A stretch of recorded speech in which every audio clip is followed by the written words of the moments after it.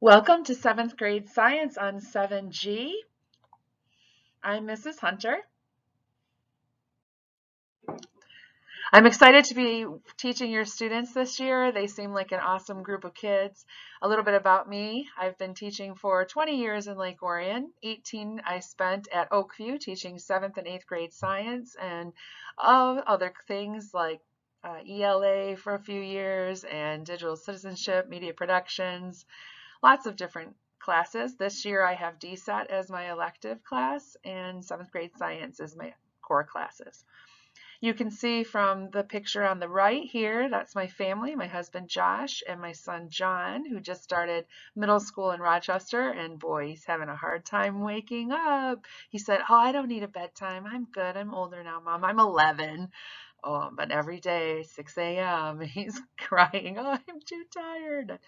And we're going to have to keep those bedtimes. That's my advice to you, is like really those middle schoolers might think that they don't need a lot of sleep, but we see it here. We see their tired faces, and we know that for them to feel good and go through everything they need to go through as far as young adolescence and learning, that they really need like close to 10 hours sleep whenever possible. And then moving on, that's my daughter Jane. She is starting 3rd grade, and she's a lot of fun. She's a lot of spunk, and she's going to give me a run for my money. The middle picture you see here, those are last year's students. I just love middle schoolers because they're exuberant and fun and funny, and they really do keep me young. I love that, I'm kind of on the in with music and I don't know, TikTok and things like that with at least my friends. They're like, "How do you know this stuff?" I'm like, "It's my job. Gotta know it." So I just really love this age and looking forward to a great year with your students. Our science curriculum is called MyStar, and it's a collaboration between Michigan Tech and Michigan teachers. And they have developed some fantastic units that help students dive into the STEM world and to solve real-world problems. So what are we studying? Our first unit is called Creating an Energy Plan.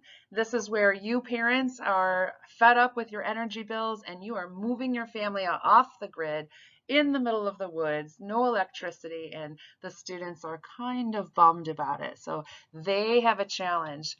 They are going to propose to you to be able to generate electricity, an alternative energy source, based on all the different alternative energy sources that we investigate. They're going to come up with a plan so that they can, keep their Xbox on and their lights and flush their toilets. So that's the first unit. And then we'll move into volcanoes. The unit 3 is moving thermal energy. Unit 4, inheritance of traits, then drinking water resources, and lastly, our unit on human reproduction. And each of these units will have a similar challenge like the one I just mentioned about moving off the grid, where the students are given a real life situation, a scenario, if you will, and they then tailor their labs that we investigate into discovering their questions about that real life situation and their challenge and making a solution at the end. It's a lot of fun. You'll have to ask them about it. Make sure you're asking them about what they're doing in science, because I know you're probably getting the answer of how was school, son? Fine, fine, fine. Yes. Probe some questions about those challenges and see what's going on with moving off the grid.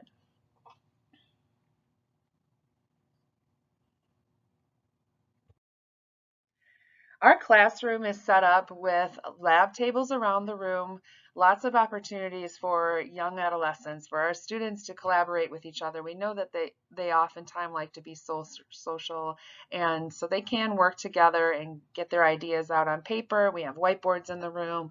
There's places for them to stand up because we know that it's hard for anyone to sit all day. So you can see the picture in the middle there.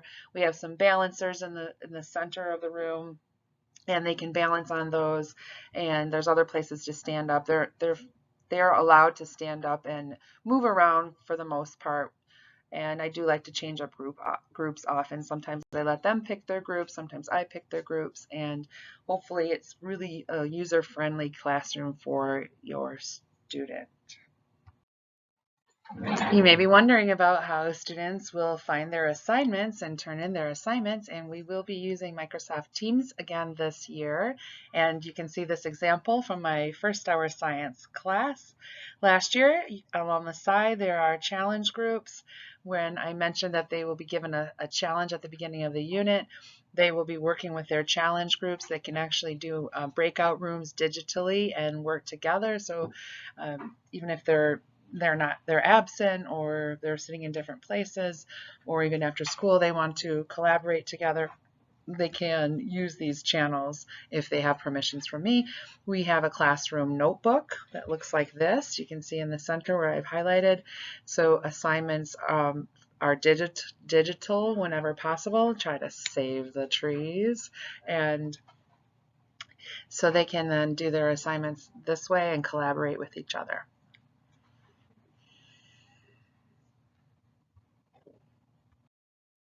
We will be continuing to use standards-based grading for your students' grade in science class.